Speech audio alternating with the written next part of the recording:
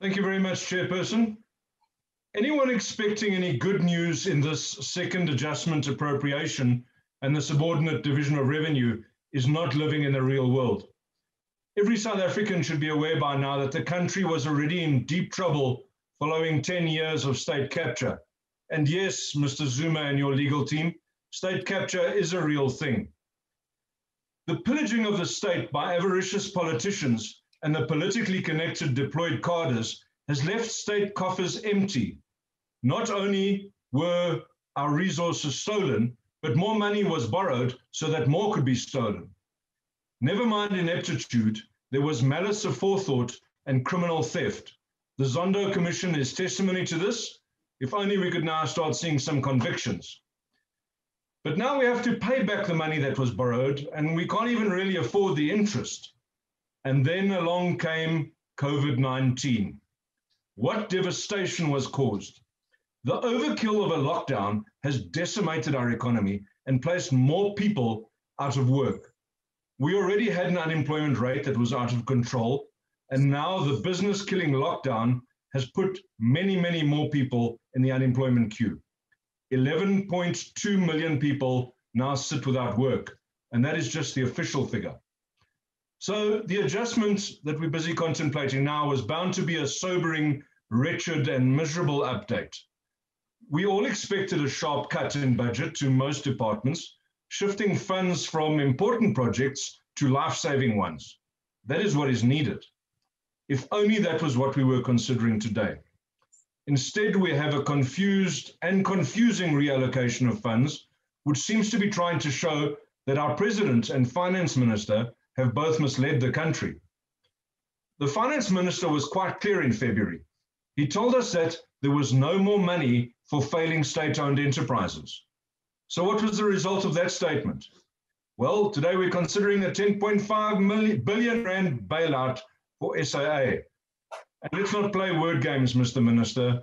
Even your caucus colleagues have stopped calling it a capital restructuring and allocation. It's a bailout. So it seems, Mr. Minister, that you've lost another fight in Cabinet. First, you said you lost the fight to end the economy-killing hard lockdown, and now you've lost the fight to start our recovery. That's 2-0, Mr. Minister, and we're in injury time already. But sometimes one must accept losing a battle in pursuit of winning the war. So when things don't go the way that you expected them in a political battle, you always look at the signals that have been sent in the detail. What are the messages that are being given in those details? Well, it's terrifying to see that that's where the real confusion sets in. President Ramaphosa said that government would be driving an infrastructure-led economic recovery. This excited me because it's both my belief and experience that infrastructure capacity leads growth. Growth creates opportunity. Opportunity creates jobs. Jobs create more demand, and that puts more demand for more infrastructure capacity to be created in order to continue the cycle. So good news then? Well, not really.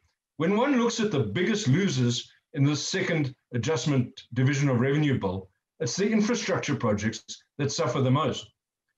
The one cut that alarmed me personally is the more than 51% reduction in the regional bulk infrastructure grant in Mfuleni, Gauteng.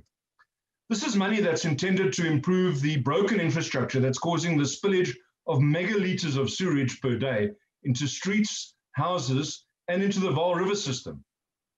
This project could not have been delayed by the lockdown, as the entire value chain fell under the essential services category.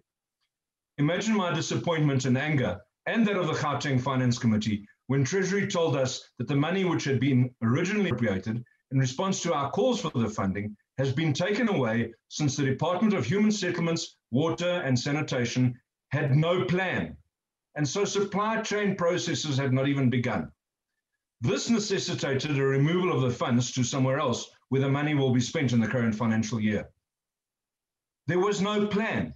There's no plan to protect our drinking water, to remove the health risks, and to provide the most basic of services that government is supposed to provide. With the Mfuleni municipality in tatters and the Gauteng province now administering much of their affairs, this is a failure of all three spheres of government. It's also a failure of this House. as our oversight has taken us to Mfuleni, and yet we have done nothing to assist the residents. Ironically, it's the people of the Free State who will suffer, with the sewage seeping into the rivers that ultimately provide the Free State with their drinking water. But let's focus now on the most worrying aspect of the second adjustment, the part that makes this a Hail Mary budget. Provinces have had their budget for public wages cut by 25.3 billion rand. The Treasury are gambling on a favorable court decision in the wage dispute in order to make this budget work. The cuts to provinces appear to have been done on a very simple headcount weighted basis without specific interrogation. There's been no assessment of efficiency rates. There's been no evaluation of frontline to administration ratios or of management to productive staff ratios. When queried on this, Treasury hid behind the following statement, and I'm quoting from their report. It would not be appropriate for government to comment on a matter that is before the courts or to negatively influence negotiations currently underway with Labour about options for a settlement, which must go to the PSCBC. Not appropriate to give the decision makers that you rely on to pass the bill the fundal information needed to make their decisions? That's not appropriate. Treasury, your arrogance is now too much to stomach. As I said, Treasury is gambling, but they're using the money of provinces to fund their bets. That's not right. There's a helpline for that type of behavior. The problem is that this creates a contingent liability on the balance sheet of every single province. That creates complications in terms of how those balance sheets are viewed by lenders, by investors and ratings agencies. It is not right. Furthermore, when asked what would happen if the court decision was unfavorable, Treasury indicated that they would respond to that when the decision is made, effectively saying that they'll cross that bridge when we come to it. It's my experience that when a court makes a decision in a labour dispute, they demand immediate settlement, including a correction in pay, but also a payout to the back pay. Treasury's response cannot be immediate to that. A further adjustment appropriation would take weeks, if not months, to process, just like this one, even though we've rushed this process to a point where it has given insufficient time for full or adequate scrutiny. It has still taken a longer time than any court will agree to. Just to point out, in this process, Limpopo and Free State couldn't even get a quorum together to offer us their opinions on the division of revenue in time to meet the deadlines.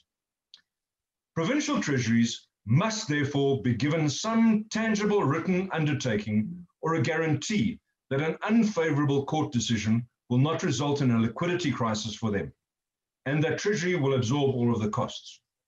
The contingency reserve that was referred to in Treasury's response is insufficient to cover this and has already been committed, albeit illegally, to keep SOEs afloat. It seems, Mr. Minister, that you've run out of ideas to keep funding the crazy dreams of your cabinet colleagues, and that unless you start winning some of those battles, this country is destined for banana republic status. I said it at our large engagement. The developmental state has become a survivalist state.